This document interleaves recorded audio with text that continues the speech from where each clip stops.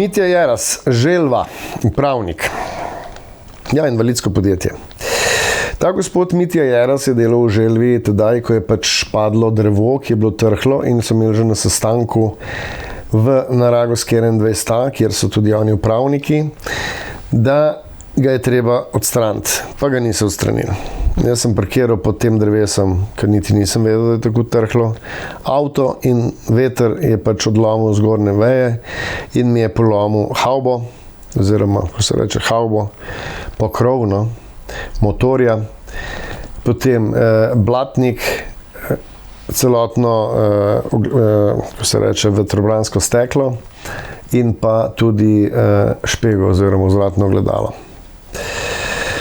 Seveda, to je bila kar precejšnja škoda in tako sem jaz začel raziskovati, kdo je lastnik. Najprej sem mislil, da je to občina, nakar sem ugotovil, da je to postalo lastniško rešeno lastniki stanovanj na Ragovski 21A. In gospod Mitja Jeras na Želvi je tedaj dejal, če pač slučajno to ni zavarovano, bomo pač izstavili račune lastnikom. No, ta gospod Mitja Jeras je potem odlašal, kljub temu, da sem jaz naredil sodno cenitev za to vozilo.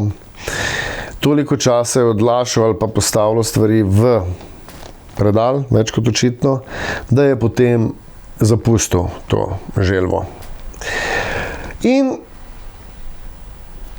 gospod Mitja Jeras, ko prevzamete odgovornost za neko stvar, ne glede na to, jo pač speljete do konca. To pomeni, bi ali mogel račun izstaviti tem lastnikom, ali jih pozvati, da se kakorkoli dogovorijo. Tudi veste, da je Mežnar marsikaj tle vodil. In Mežnar Marko, katerega smo predstavili kot drugega goljufa.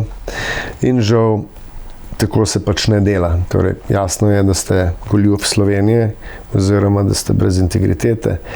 Več o integriteti vam bom pa dal v descriptionu. Tako da vam želim en lep dan in ko boste to porestaurirali ali obnovili svojo integriteto do mene, pač boste pa zginili z interneta.